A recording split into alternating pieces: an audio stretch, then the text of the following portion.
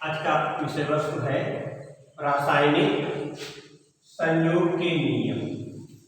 रासायनिक तत्व यौगिक अभिकारक किस प्रकार आपस में संयोग करते हैं, इसी से संबंधित कुछ लोगों ने अपना अलग अलग मत दिया, जिसे रासायनिक संयोग का नियम कहते हैं। यह नियम 5 मतों पर आधारित है। पहला आता है द्रव्यमान संरक्षण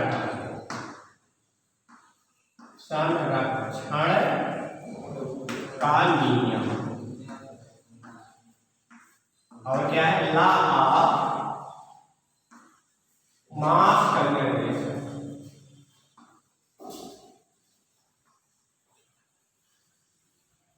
लॉ ऑफ मास कंजर्वेशन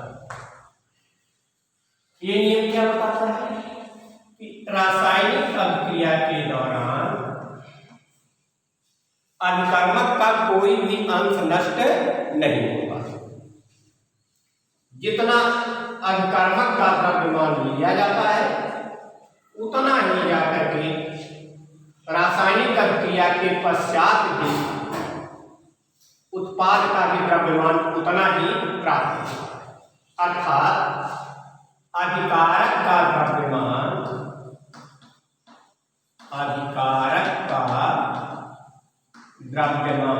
ये बराबर होता है उत्पाद के द्रव्यमान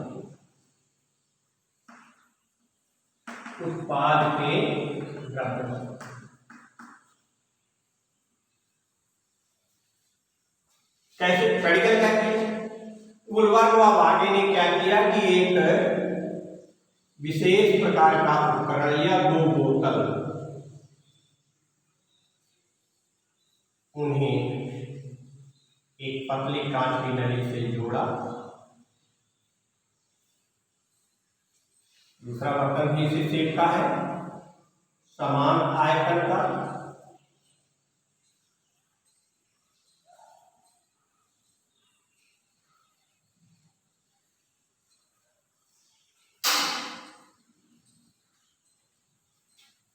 समान आयतन का करो,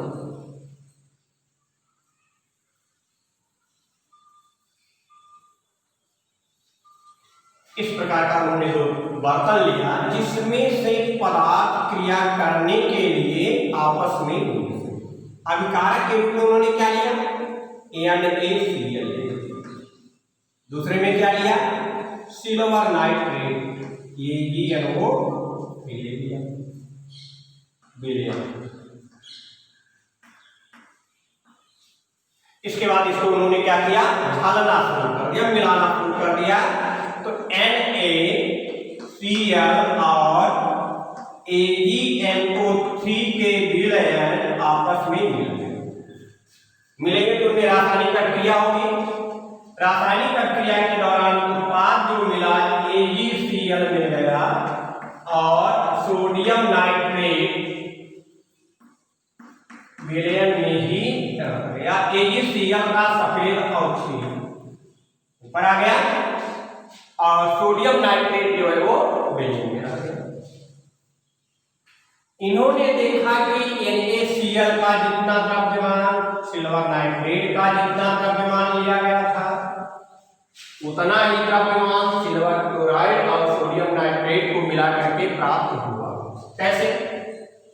चलिए NaCl का द्रव्यमान according to their mass atomic number क्या हो जाएगा 23 प्लस 35.5, सिल्वर का है 108 प्लस N का है 14, ऑक्सीजन का है 16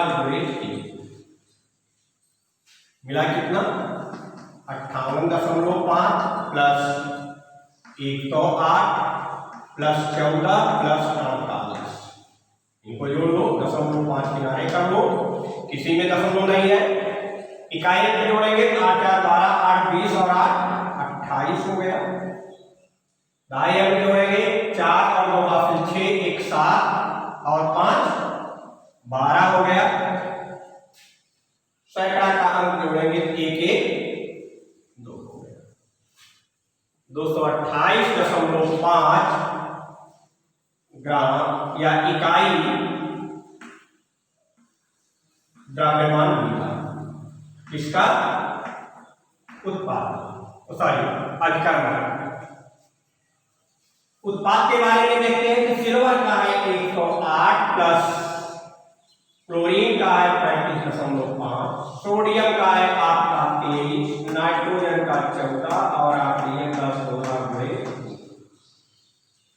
इसको जोड़ेंगे आएगा 143.5 प्लस 23 प्लस 14 प्लस 48। सबको जोड़ेंगे एक साथ तो 0.5 हमने बाहर कर लिया, किसी में दशमलव नहीं है। फिर इकाई अंक 8 4 12 3 15 और 3 18 मिल गया आपको।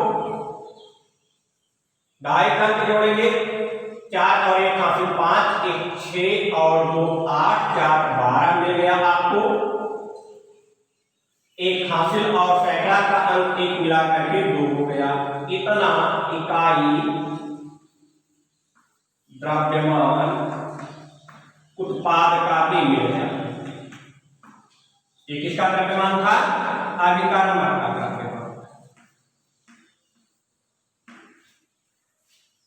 दोनों की अगर हम तुलना करें, दोनों के द्रव्यमान में कोई परिवर्तन नहीं हुआ।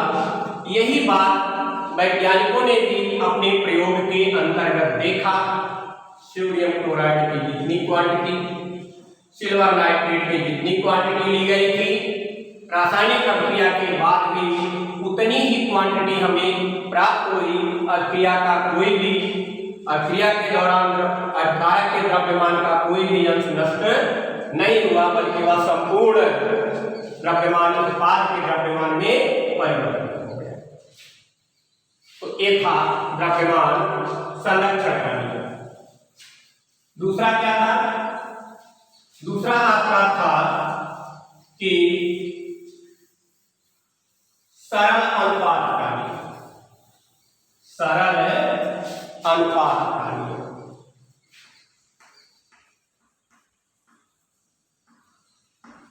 सरल अनुपात का नियम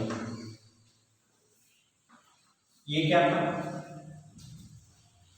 जैसे पदार्थ को कहीं से भी, किसी भी दशा से, किसी भी विधि से प्राप्त करें, उनका जो रासायनिक संगठन होगा, उनके अणुओं में अनुपात एक सरल अनुपात में पाया जाएगा। जैसे जल, जल को कहीं से भी लें, चाहे रासायनिक विधि से बना लें, चाहे वर्षा का जल ले लें, चाहे जलप्रपात का जल ले लें, हमेशा उसका रासायनिक सूत्र H2O ही होगा। यदि उसका भारात्मक अनुपात देखें, भारात्मक अनुपात, तो हमेशा हमें मिलेगा 2:16, 1:8। जल कहीं से भी, किसी भी विधि से प्राप्त किया जाए, उनका भारात्मक अनुपात क्या होगा? 1:8। दूसरा आयतनात्मक अनुपात, अगर हम आयतन के रूप में देखें तो 2 आयतन हाइड्रोजन का है और 1 आयतन ऑक्सीजन का। तो आयतनात्मक अनुपात,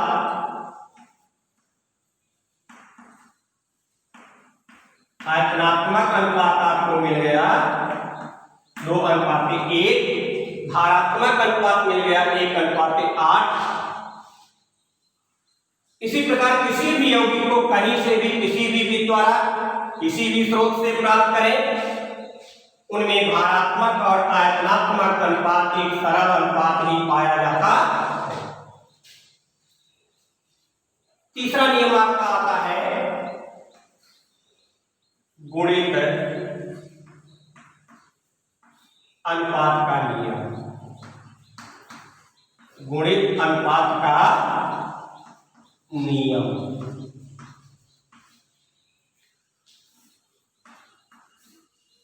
इसमें क्या है कि अगर एक ही पदार्थ कई प्रकार के यौगिक रासायनिक अभिक्रिया के दौरान बनाता है, उनके यौगिक में उन पदार्थों के द्रव्यमान का अनुपात एक दूसरे का पूर्ण गुणक होगा। फिर से, यदि कोई रासायनिक पदार्थ रासायनिक अभिक्रिया के दौरान